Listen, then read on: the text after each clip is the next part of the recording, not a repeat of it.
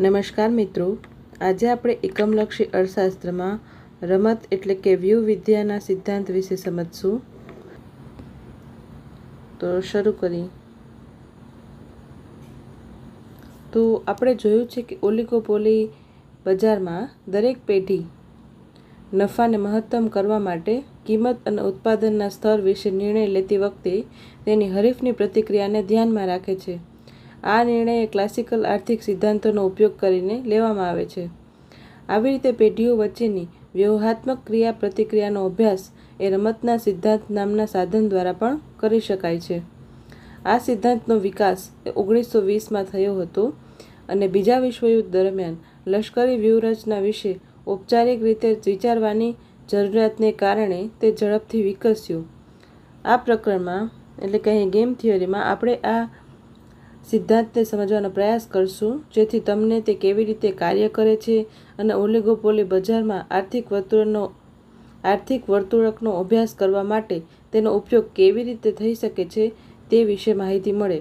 આ પ્રકરણની શરૂઆત આપણે રમતના સિદ્ધાંતના મૂળભૂત ખ્યાલોની સમજૂતીથી કરશું. ત્યારબાદ પ્રભાવી વ્યૂહરચના એટલે કે ડોમિનેન્ટ સ્ટ્રેટેજી, નાશ ઇક્વિલિબ્રિયમની વ્યાખ્યા અને ઓલિગોપોલિસ્ટિક વર્તુળકના વિશ્લેષણમાં તેની ઉપયોગિતા સમજશું.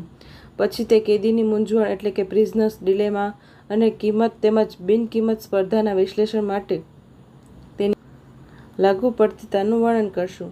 અને અંતે આપણે પુનરાવર્તિત અને ક્રમિક રમતનું વિશ્લેષણ કરીને રમત એક ગેમ થિયરી પ્રકરણનું સમાપન કરશું. આ હતી આપણા આજના લેક્ચરની રૂપરેખા. તો અહીં આપણે ગેમ થિયરી સમજશું, ડોમિનેન્ટ સ્ટ્રેટેજી, પ્રિઝનર્સ ડિલેમા, પછી ક્રમિક અને પુનરાવર્તિત રમતનું વિશ્લેષણ સમજશું. તો સૌથી પહેલાં રમતનો સિદ્ધાંત અને વ્યૂહાત્મક વર્તુળક. એમાં મૂળભૂત ખ્યાલો. તો એ જાણીતું છે કે ઓલિગોપોલિસ્ટિક પેઢીઓ વિવિધ રીતે વ્યૂહાત્મક ક્રિયા અને પ્રતિક્રિયા કરે છે. એટલે કે કોઈ પણ બે ઓલિગોપોલી હશે, ઓલિગોપોલી એટલે અલ્પહસ્તક ઇજારાદારો હશે, એ વિવિધ રીતે વ્યૂહાત્મક ક્રિયા અને પ્રતિક્રિયા કરે છે. એટલે એક વેપારી એક ક્રિયા કરે અને બીજો વેપારી જે છે એની પ્રતિક્રિયા કરે છે. એટલે કિંમત વધારે અથવા તો ઉત્પાદન વધારે અથવા ઘટાડે, બરાબર. એવી રીતના પેઢીઓ જે છે એ એકબીજાની ક્રિયા પ્રતિક્રિયા કરે છે. આવા આર્થિક એકમોની ક્રિયા પ્રતિક્રિયા અને તેમના નિર્ણયોથી મળતા અપેક્ષિત લાભનો અભ્યાસ એ રમતના સિદ્ધાંતનો ઉપયોગ કરીને કરી શકાય છે. તે આપણને દર્શાવે છે કે ઓલિગોપોલિસ્ટિક પેઢી કેવી રીતે તેના હરીફો પર સ્પર્ધાત્મક લાભ મેળવવા માટે વ્યૂહાત્મક નિર્ણય લઈ શકે છે, અથવા તો તે હરીફની વ્યૂહાત્મક ચાલથી થતા સંભવિત નુકસાનને એ કેવી રીતે ઓછું કરી શકે છે. પરંતુ અહીં રમત એટલે ગેમનો અર્થ શું છે? તો રમત એ એક એવી પરિસ્થિતિ છે જેમાં ખેલાડીઓ એટલે કે ભાગ લેનારાઓ એકબીજાની ક્રિયા અને પ્રતિક્રિયાને ધ્યાનમાં રાખીને નિર્ણય લે છે અને રમતનું પરિણામ દરેક ખેલાડીના નિર્ણય ઉપર આધાર રાખે છે. ઉદાહરણ તરીકે, કુર્નોટ ડ્યુઓપોલિસ્ટિક તેના હરીફની પ્રતિક્રિયાને ધ્યાનમાં રાખીને કિંમત નક્કી કરે છે. કુર્નોટ મોડલમાં આઉટપુટ જે છે ઉત્પાદન એ સ્થિર ધારવામાં આવ્યું હતું, એટલે એ કિંમત નક્કી કરે છે અને તેથી પ્રાપ્ત થતા નફાનું સ્તર બંને પેઢીઓ દ્વારા લેવાયેલા નિર્ણયો ઉપર આધાર રાખે છે. આવી નિર્ણય લેવાની પ્રક્રિયા એક રમત રજૂ કરે છે. કુર્નોટ મોડલમાં જે છે એ ઉત્પાદન સ્થિર રાખવામાં આવે છે અને બર્ટ્રેન્ડ મોડલ જે છે ઓલિગોપોલિસનું, એમાં કિંમતને સ્થિર ધારવામાં આવે છે. બધી રમતોમાં 3 મૂળભૂત તત્વો હોય છે. એક તો ખેલાડી, એક તો વ્યૂહરચના એટલે કે સ્ટ્રેટેજીસ અને ચૂકવણી એટલે કે પે ઓફ. તો રમતમાં નિર્ણય લેનાર દરેક વ્યક્તિને ખેલાડી કહેવામાં આવે છે. આ ખેલાડીઓ વ્યક્તિ હોઈ શકે, પેઢી હોઈ શકે, જેમ કે અલ્પાધિકાર બજારોમાં, પછી આખા રાષ્ટ્રોમાં જેમ કે લશ્કરી સંઘર્ષમાં, અથવા તો સંસ્થાઓ હોઈ શકે છે. ખેલાડીઓને તર્કસંગત માનવામાં આવે છે, એટલે કે દરેક ખેલાડી એવો માર્ગ પસંદ કરે છે જે સૌથી અનુકૂળ પરિણામ આપે. વધુમાં તો ખેલાડીઓ એવી ધારણા સાથે રમત શરૂ કરે છે કે તેમના હરીફો પણ તેમનો જેટલો જ તર્કસંગત અને હોશિયાર છે. વ્યૂહરચના એ ક્રિયાનો એક ભાગ છે જે ખેલાડી રમત રમતી વખતે દરેક સંજોગોમાં અપનાવશે. કિંમત નિર્ધારણના ઉદાહરણમાં વ્યૂહરચના તેના હરીફની કાર્યવાહીના આધારે કિંમત વધારવી અથવા ઘટાડવી હોઈ શકે છે. અહીંયા આપણે એવી રીતના સમજી શકીએ કે અલ્પસ્તક ઇજારામાં જે ઇજારાદાર છે, બે ઇજારાદાર આપણે સમજીએ તો અહીં એકબીજાની ક્રિયા અને પ્રતિક્રિયા જે છે એના ઉપરથી નિર્ણય લેશે અને હરીફના કાર્યવાહીના આધારે કિંમત વધારવી છે કે ઘટાડવી હોઈ શકે છે. સામાન્ય રીતે દરેક ખેલાડી માટે ઉપલબ્ધ વ્યૂહરચનાની સંખ્યા મર્યાદિત હોય છે અને રમતના સિદ્ધાંતના ઘણા પાસાઓ એવી પરિસ્થિતિ માટે સમજાવી શકાય છે જેમાં દરેક ખેલાડી પાસે માત્ર 2 કે 3 વ્યૂહરચના હોય. એવી જ પરિસ્થિતિમાં આપણે એને સમજાવી શકીએ છીએ.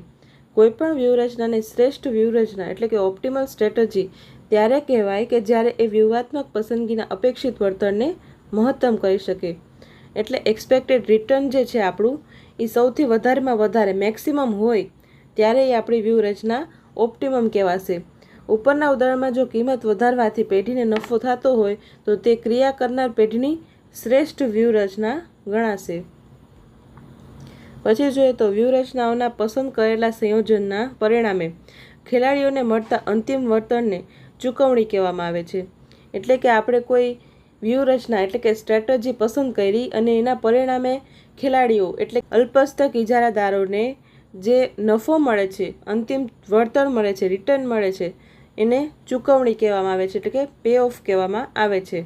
બીજા શબ્દોમાં કહીએ તો ચૂકવણી એ બે ખેલાડીઓ દ્વારા રમવામાં આવેલી દરેક વ્યૂહરચનાના સંયોજનનું પરિણામ અથવા તો નિષ્કર્ષ છે.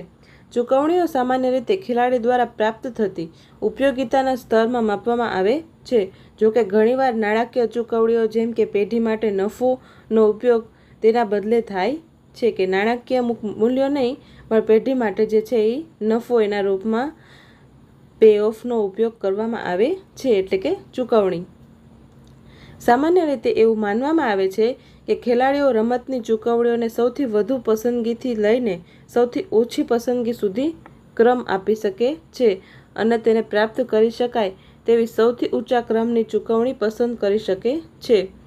અને ઉપરની કિંમત નિર્ધારણ રમતના ઉદાહરણમાં કિંમત વધારવાની કે ઘટાડવાની વ્યૂહરચનાનું વળતર એટલે કે ચૂકવણી દરેક પેઢી માટે તેમના સંબંધિત કાર્ય માટે જુદા જુદા સ્તરનો નફો છે. તેથી જુદી જુદી વ્યૂહરચનાઓ હેઠળ મેળવેલા નફાને ક્રમ આપીને દરેક પેઢી એવી વ્યૂહરચના રમે છે કે જે તેને શક્ય તેટલો સૌથી વધુ નફો આપી શકે. જે કોષ્ટક પેઢી અને તેના હરીફો માટે ખુલ્લી વ્યૂહરચના અને તેમની પ્રતિક્રિયાઓ માટેની ચૂકવણીઓનો સારાંશ આપે તે ચૂકવણીઓને પે ઓફ મેટ્રિક્સ કહેવામાં આવે છે. એટલે અહીં જે છે એ ચૂકવણીઓનો આ બોક્સ છે જે એને પે ઓફ મેટ્રિક્સ કહેવાય છે.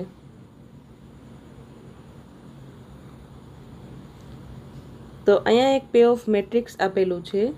આ રમતમાં બે ખેલાડીઓ ફર્મ એ છે અને ફર્મ બી છે અને દરેક ફર્મ પાસે બે વ્યૂહરચનાઓ છે કે એડવર્ટાઇઝમેન્ટ કરશે અને ડોન્ટ એડવર્ટાઇઝમેન્ટ.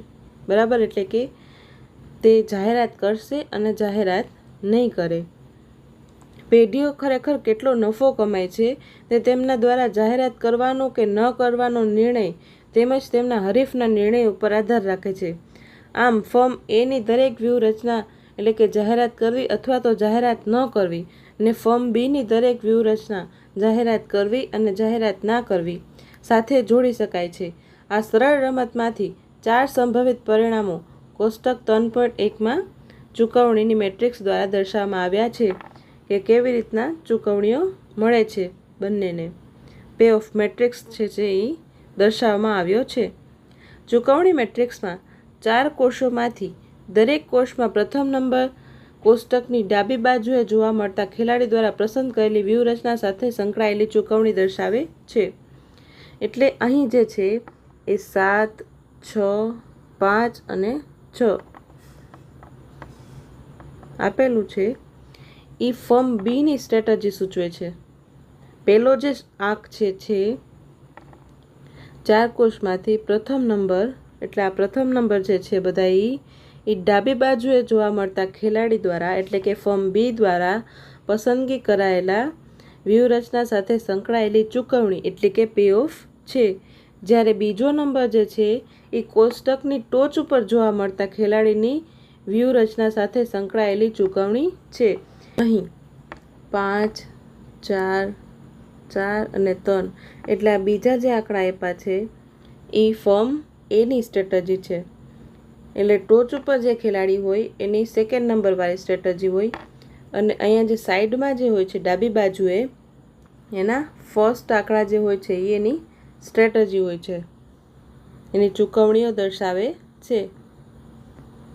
ઉપરના ઉદાહરણમાં દરેક કોષનો પ્રથમ નંબર એ ફર્મ બીને કોઈ ચોક્કસ વ્યૂહરચના પસંદ કરવાથી મળતી ચૂકવણીઓ દર્શાવે છે. આપણે અહીં જોયું કે ફર્સ્ટ નંબર જે છે એ ફર્મ બીની સ્ટ્રેટજી છે અને ચૂકવણી છે, અને બીજો નંબર જે છે એ ફર્મ એની ચૂકવણી દર્શાવે છે.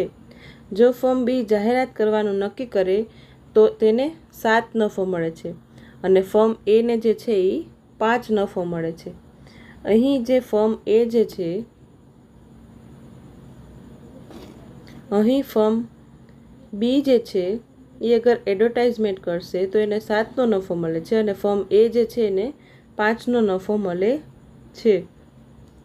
બીજી બાજુએ ફર્મ બી જો છે એ જાહેરાત કરે અને જ્યારે ફર્મ એ જાહેરાત ન કરવાનો વિચાર કરે તો ફર્મ બીને 5નો નફો મળે છે અને ફર્મ એને 4નો નફો મળે છે. અને અન્ય વ્યૂહરચનાઓના સંયોજનો માટે બાકીના કોષોમાં જોવા મળતી અન્ય ચૂકવણીઓનું અર્થઘટન પણ આ જ રીતે કરી શકાય છે. હવે આપણે જોઈએ પ્રભાવી વ્યૂહરચના અને નેશ સંતુલન એટલે કે ડોમિનેન્ટ સ્ટ્રેટજી અને નાશ ઇક્વિલિબ્રિયમ. ડોમિનેન્ટ સ્ટ્રેટજી ઉપરથી ક્વેશ્ચન આવે છે તો તમે એને ધ્યાનથી સમજજો. પાછલા વિભાગમાં આપણે જોયું કે રમતને ચૂકવણી મેટ્રિક્સ દ્વારા કેવી રીતે રજૂ કરી શકાય છે, પે ઓફ મેટ્રિક્સ દ્વારા, અને જુદી જુદી વ્યૂહરચનાઓના સંયોજન સાથે સંકળાયેલી ચૂકવણીઓને કેવી રીતે ઓળખી શકાય છે. હવે આપણે જોઈએ કે રમત રમતી વખતે પેઢીઓ વિવિધ વ્યૂહરચનામાંથી શ્રેષ્ઠ વ્યૂહરચના કેવી રીતે પસંદ કરે છે. આપણે એ પણ જોઈશું કે રમતનું સંતુલન કેવી રીતે નક્કી થાય છે.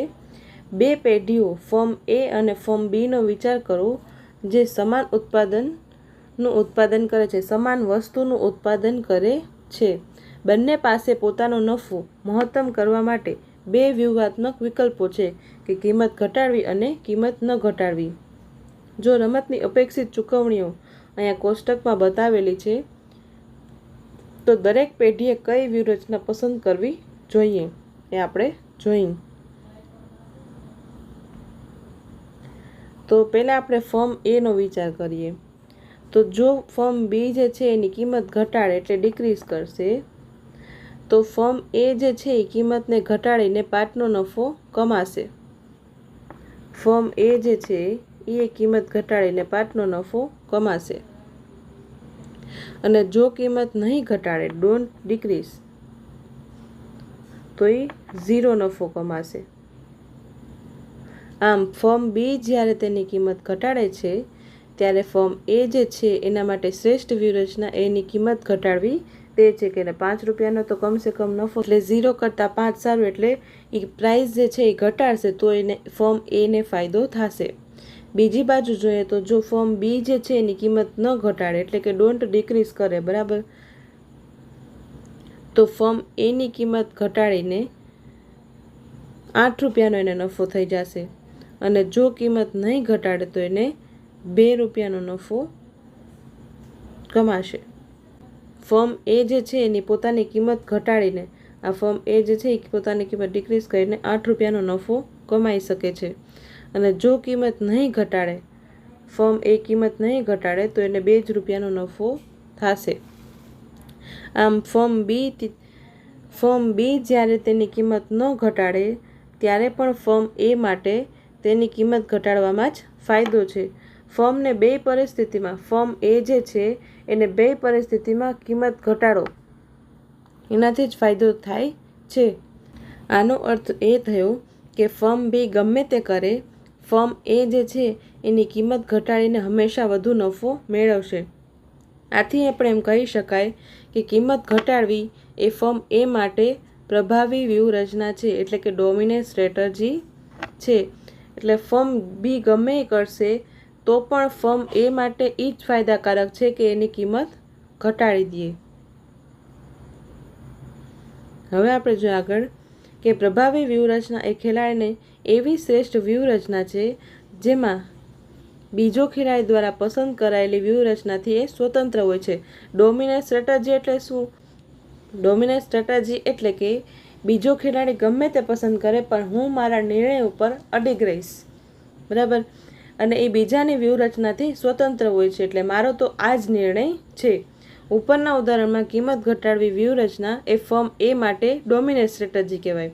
એ હંમેશા એને વધુ નફો આપશે, પછી ભલે ફર્મ બી ગમે તે કરે. આ જ વાત ફર્મ બી માટે પણ સાચી છે કે ફર્મ એ ગમે તે કરે, કિંમત ઘટાડે કે ન ઘટાડે, પણ ફર્મ બી માટે કિંમત ઘટાડીને એ વધુ ફાયદો મેળવી શકશે. જો ફર્મ એ કિંમત ઘટાડે, બરાબર, તો ફર્મ બીની કિંમત ઘટાડીને એને 10નો નફો મેળવે છે, અને જો એ કિંમત ન ઘટાડે તો એને 15નો નફો મળશે, અને જો કિંમત ન ઘટાડે તો 10નો નફો મેળવશે. જો ફર્મ એ જે છે એ કિંમત ઘટાડશે, ફર્મ એ કિંમત ઘટાડશે, બરાબર, તો ફર્મ બી એ કિંમત ઘટાડીને 10નો નફો મેળવશે. અહીંયા 10નો નફો જે છે એ ફર્મ બીને મળશે. અહીં ફર્મ એ જે છે એ કિંમત ઘટાડશે, તો ફર્મ બીને જે છે એ કિંમત ઘટાડીને 10 રૂપિયાનો નફો, 10નો નફો મળશે. તેવી જ રીતે જો ફર્મ એ કિંમત ના ઘટાડે, ડોન્ટ ડિક્રીઝ, તો ફર્મ બી જે છે એ પોતાની કિંમત ઘટાડીને, ડિક્રીઝ કરીને 15 રૂપિયાનો નફો કમાઈ શકે છે. અને કિંમત ન ઘટાડે, ડોન્ટ ડિક્રીઝ, તો પણ એને 10નો નફો મળે છે. તો કિંમત ઘટાડવી એના માટે વધુ નફાકારક છે. તો ફર્મ બી માટે પણ એક ડોમિનન્ટ સ્ટ્રેટેજી છે અને ફર્મ એ માટે પણ એક ડોમિનન્ટ સ્ટ્રેટેજી છે, એટલે કે પ્રભાવી વ્યૂહરચના છે. બે માટે કઈ પ્રભાવી વ્યૂહરચના છે? પ્રાઇસ ઘટાડવી. એ બંને માટે પ્રભાવી વ્યૂહરચના છે. આ બંને પેઢીઓ માટે શ્રેષ્ઠ વ્યૂહરચના એ કિંમત ઘટાડવાની છે. જ્યારે કોઈ ખેલાડી પાસે પ્રભાવી વ્યૂહરચના હોય ત્યારે આપણે રમતના પરિણામે પ્રભાવી વ્યૂહરચનામાં સંતુલન કહીએ છીએ. ઉપરના કિંમત નિર્ધારણની રમતમાં કિંમત ઘટાડવી એ બેયની વ્યૂહરચના જે છે, જે ડાબી બાજુના ટોચના કોષમાં ચૂકવણી દ્વારા દર્શાવવામાં આવી છે, તે રમતના પ્રભાવી વ્યૂહરચના સંતુલનનું પ્રતિનિધિત્વ કરે છે. કોષ્ટક 3.1માં સારાંશિત જાહેરાતની રમતના કિસ્સામાં જાહેરાત કરવી એ ફર્મ એ માટે પ્રભાવી વ્યૂહરચના છે. ફર્મ બી ગમે તે કરે એ જાહેરાતની વ્યૂહરચના એ ફર્મ એને જાહેરાત ન કરવાની વ્યૂહરચના કરતાં વધુ નફો આપે છે. તેવી જ રીતે જાહેરાતની વ્યૂહરચના ફર્મ બીને પણ જાહેરાત ન કરવાની વ્યૂહરચના કરતાં વધુ નફો આપે છે. તેથી જાહેરાત કરવી એ ફર્મ બી માટે પણ પ્રભાવી વ્યૂહરચના છે. આનો અર્થ એમ થાય છે કે જાહેરાત કરવી ની વ્યૂહરચના એ પ્રભાવી વ્યૂહરચનામાં સંતુલન દર્શાવે છે. અહીં એક વધારાનો મુદ્દો એ છે કે ઉપર દર્શાવેલ જાહેરાતની રમત અને કિંમત નિર્ધારણની રમત એ એવી રમતનું પ્રતિનિધિત્વ કરે છે જેમાં ખેલાડીઓ એકસાથે ચાલે છે.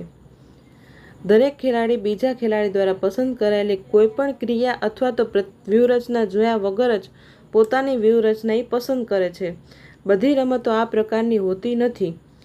જેમ કે આપણે પછીથી જોઈશું, કેટલીક વાર એક ખેલાડી જે છે એને પહેલાં ચાલ કરવી પડે છે. આવા પ્રકારની રમતમાં રમવાનો ક્રમ પરિણામમાં મોટો તફાવત લાવી શકે છે. અહીંયા આપણે જોઈએ કે 3.1 કોષ્ટક જોઈએ આપણે, એમાં કેવી રીતના ડોમિનન્ટ સ્ટ્રેટેજી છે,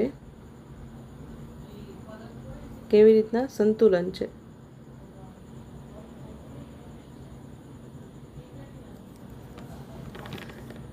તો અહીં આપણે નાશ ઇક્વિલિબ્રિયમ સંતુલન જોઈએ તો પહેલા માટે જે ડાબી બાજુ જે બેઠો છે ખેલાડી, એના માટે જે છે આ એના ચૂકવણી છે, અને જે જમણી બાજુ ખેલાડી છે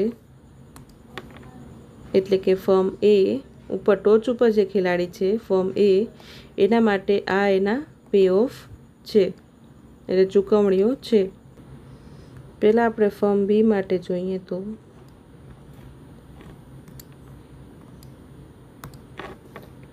7 અને 6 માં 7 અને 5 અને 6 માં 6. બરાબર. એ બી માટેની સ્ટ્રેટેજી છે. હવે આપણે એ માટેની સ્ટ્રેટેજી જોઈએ. એ માટેની સ્ટ્રેટેજી જોશું ત્યારે એને હોરિઝોન્ટલી જોવાનું કે 5 અને 4 માં 5 અને 4 અને 3 માં 4. તો અહીં જે છે એ એડવર્ટાઇઝમેન્ટ એટલે જાહેરાત કરવી એ માટે, અને બી માટે પણ જાહેરાત કરવી, એ બંને માટે જે છે એ નેશ સંતુલન કહેવાય.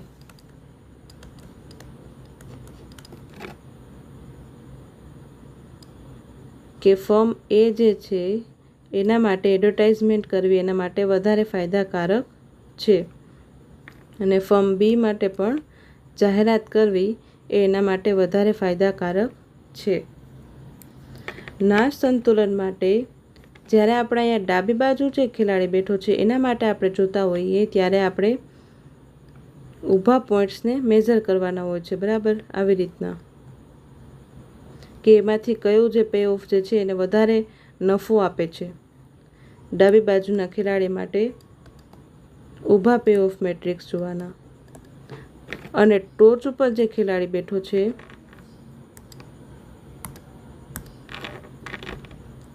ટોચ ઉપર જે ખેલાડી છે એના માટે આડા પે ઓફ જોવાના, હોરિઝોન્ટલ ચૂકવણીઓ.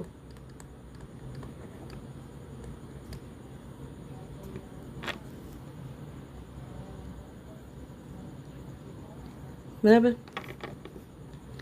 આવી રીતના જોવાની એની ચૂકવણીઓ કે આમાં બેમાંથી એને કયો જે છે એ વધારે ફાયદાકારક છે. ડાબી બાજુ માટેના ખેલાડી એટલે કે અહીંયાના ખેલાડી માટે ઊભા પે ઓફ મેટ્રિક્સ એટલે કે વર્ટિકલ જોવાનું, અને ટોચમાં જે ખેલાડી છે એટલે કે અહીંયા ફોર્મ એ જે છે એના માટે હોરિઝોન્ટલ ચૂકવણી.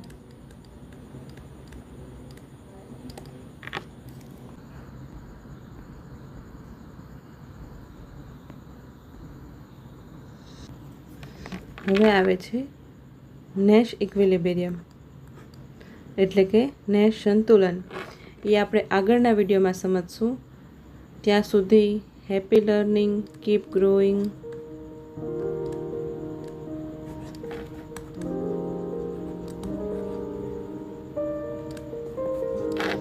And thanks for watching.